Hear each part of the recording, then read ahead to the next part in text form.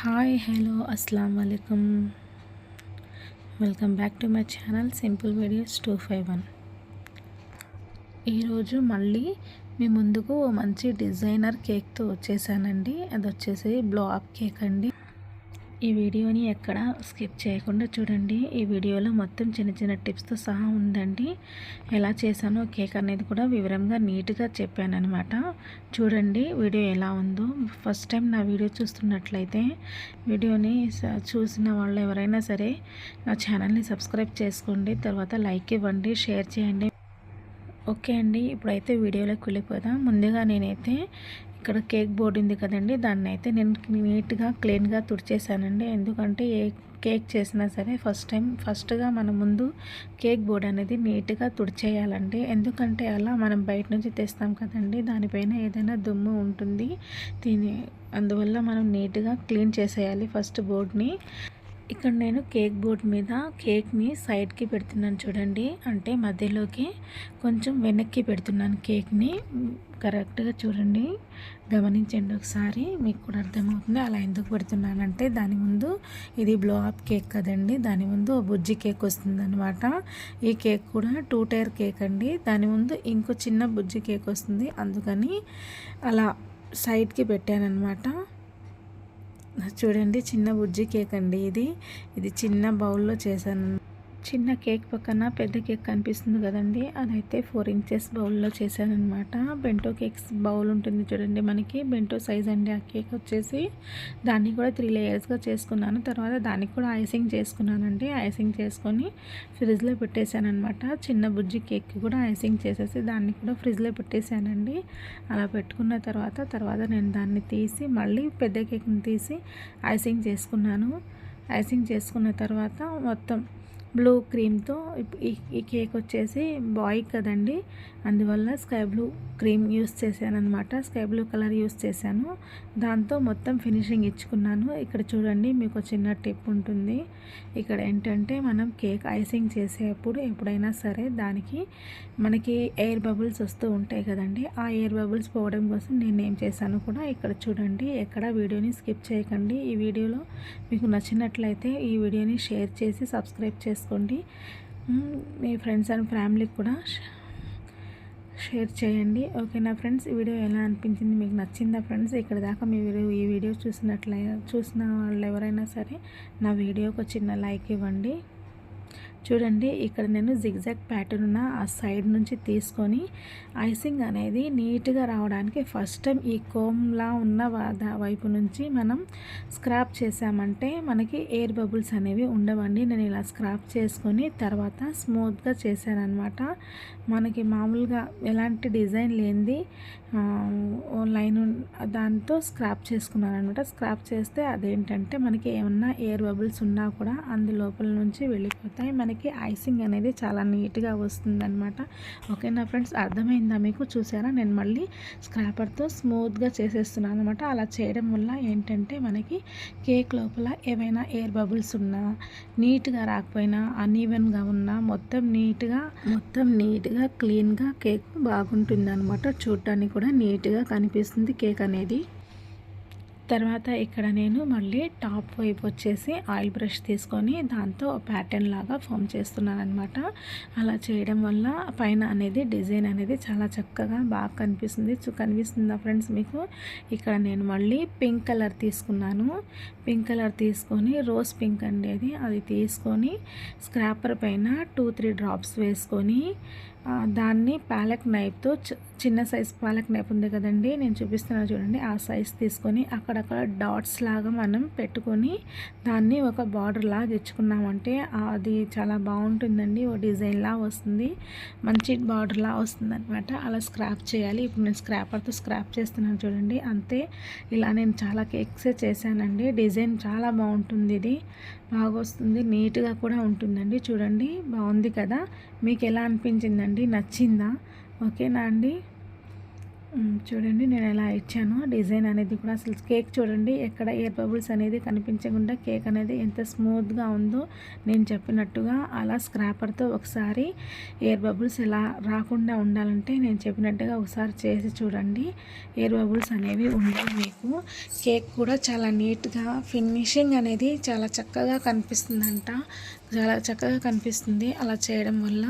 ఓకేనా ఫ్రెండ్స్, ఇదైతే bento size cake అండి. దీన్ని కూడా పింక్ కలర్తో ఐసింగ్ ఇచ్చాను అనమాట. లైట్ బేబీ పింక్ అంటే విప్పింగ్ క్రీమ్లో 1 డ్రాప్ వరకు నేను అదే పింక్ కలర్ మీకు ఇందాక చూపించాను కదండి, 1 డ్రాప్ వేసుకున్నాను, దాంతో చేసేసాను. ఇది చూసాడండి బుజ్జి కేక్. ఈ కేక్ని ఐసింగ్ ఎలా చేశాను, స్క్రాపర్ పైన చేశానండి. దీనికి బేస్ పెట్టకుండా స్క్రాపర్ పైన చేసేసాను. చిన్న బుజ్జి కేకే కదండి, దాని మీద కరెక్ట్గా సరిపోయింది, అలా చేశాను.